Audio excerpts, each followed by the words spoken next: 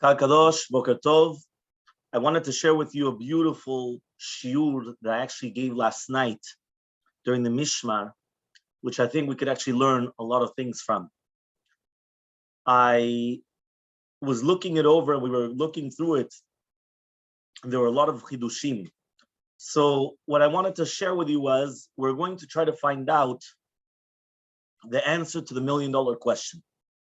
We know that this week's Parashat, at the beginning, we have the confrontation between Yehuda and Yosef HaTzadik. Yosef obviously is not Yosef. We don't know him as Yosef. We know him because we're on the outside of the story. But they think that he's some Goy ruler, viceroy, or the head of all of Egypt. And he's making problems, right? As usual. So Yehuda comes and he starts saying, 1, 2, 3, and they're going to have a big confrontation. Finally, Yosef comes and he says, I am Yosef. And he says, how Vayigash is my father alive?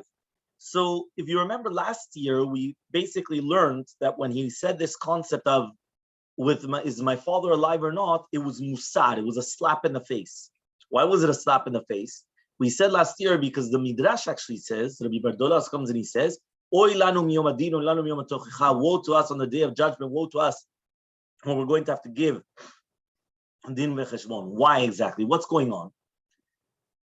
He went, this is based upon whether it's a Bet Levi and others, Yosef HaTzadik came and he showed them something what we call that their entire thinking was wrong. What does that mean? Imagine right now you have a lawyer, yeah, and the lawyer is going to come and he's going to tell you A, B, C, D. Now you're going to come and you're going to disprove the lawyer with the exact same proof that he brought, showing him that everything that he just did, you did a rebuttal, then now, objection, boom, you just threw it out the window. That's exactly what happened. Why? Yehuda comes and he says, listen, our father is very old. We can't leave him without Binyamin. He'll go crazy. You understand what? You know what it is, that all of a sudden Binyamin disappears. He can't, right? He won't be able to live.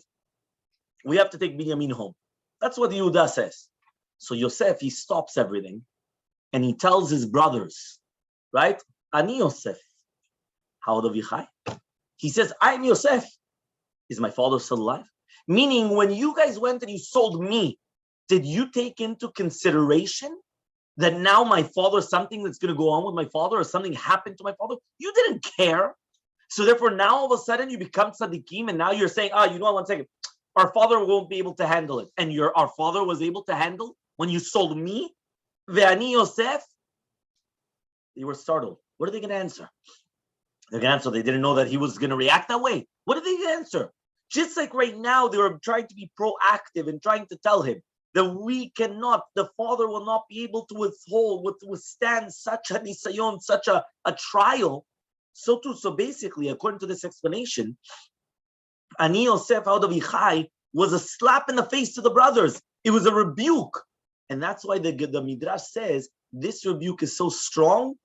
In the future, the same type of rebuke will be for every single one of us. Just to show you how much it is, there was a beautiful story that I'm going to mention on Shabbat Be'ezrat Hashem with a big mashkiach of a yeshiva. That there were 2 big rabbis of the yeshiva. They were supposed to go to a wedding of one of the students. And what happened is that the train was delayed until 2 o'clock in the morning. And then all of a sudden, when one rabbi is coming to pick up the Mashiach told him, I'm sorry, I'm not going to be able to go. So he said, okay, fine. So he went. And then at the end, when he came back from the wedding, he went to visit the Mashiach, meaning the rabbi went to visit the other rabbi thinking that he was not feeling well. Why? They were supposed to go to the wedding. He comes in and Refuah Shlema. Says, what Refuah Shlema? I'm feeling fine. So he tells him, okay, so then why didn't you go to the wedding? I'm saying this is one of your students. Usually you go to the weddings. What's going on? So he comes and he says, I'm going to tell you something. HaKadosh Baruch Hu in the future, he's always going to ask us, why didn't we learn Torah? Why don't we do certain things? So we're going to have answers. So what happens is that he's going to ask me, why is it that we didn't learn so much at nighttime? We could have learned all night Torah. And my answer will be, listen, during the day, I'm giving shiurim, I'm taking care of bachurim. I'm exhausted. By the time I get home, I'm how do you say, plancha, I'm ironed out. I'm gone. Don't even talk to me. So therefore, I'm going to tell HaKadosh Baruch Hu, listen, I couldn't. And therefore, I'm going to have an answer. But then HaKadosh Baruch Hu is going to come and he's going to show me a video. And he's going to tell me, 1 second, to go to this wedding, you were able to go at 2 o'clock in the morning, you were able to go to the wedding. And you had strength to do it, right? You had the strength to do it. So if you have the strength to go to a wedding for a mitzvah at 2 o'clock in the morning, you have the strength to learn Torah, that every single word is a mitzvah, right? Every single night. Why didn't you do it?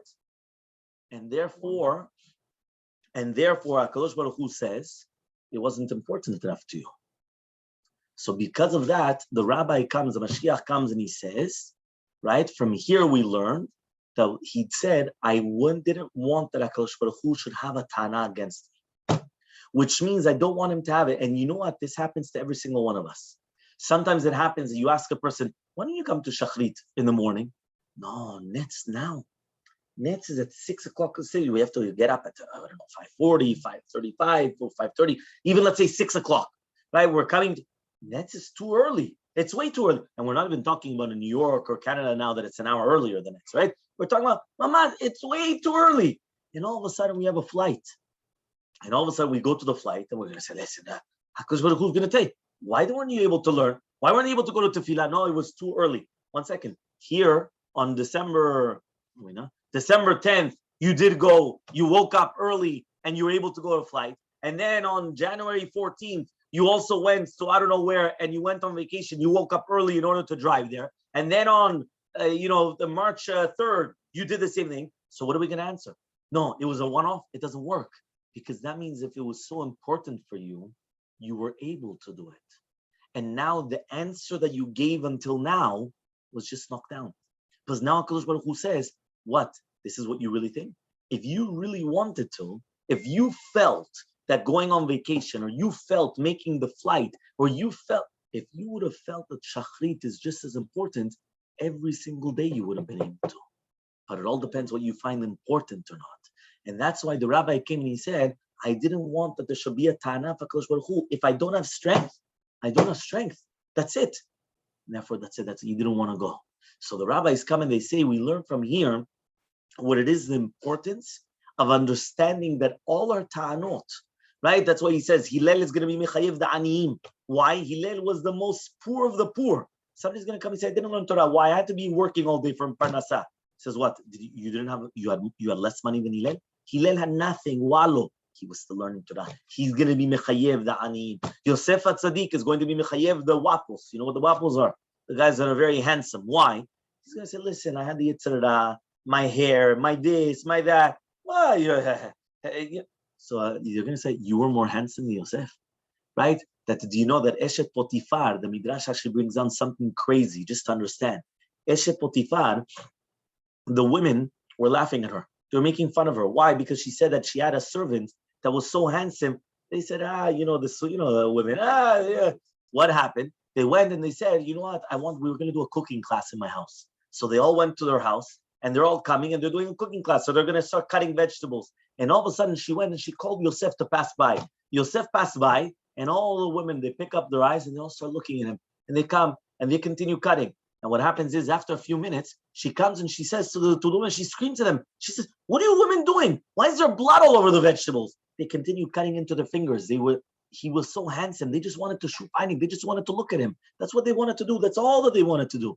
So therefore she went and she was trying to show them so Yosef HaTzadik is going to be mechayev the handsome people. The people that they thought that they had such a big Yetzirah because they're so handsome and therefore they're going to be busy with the Yetzirah. Were you more handsome than Yosef HaTzadik? And he still controlled his Yetzirah. So therefore each one of us, we have to understand how important it is that the musar that we're going to get is going to be the same ta'ana, the same thing that we actually use as an answer. We're going to come and we want to become acquitted. Why? We wanted to say, listen, why didn't we do this because of this? Why didn't we? Because of that. HaKadosh Baruch Hu is going to flip it around and say, why didn't we use it the other way around? There's a beautiful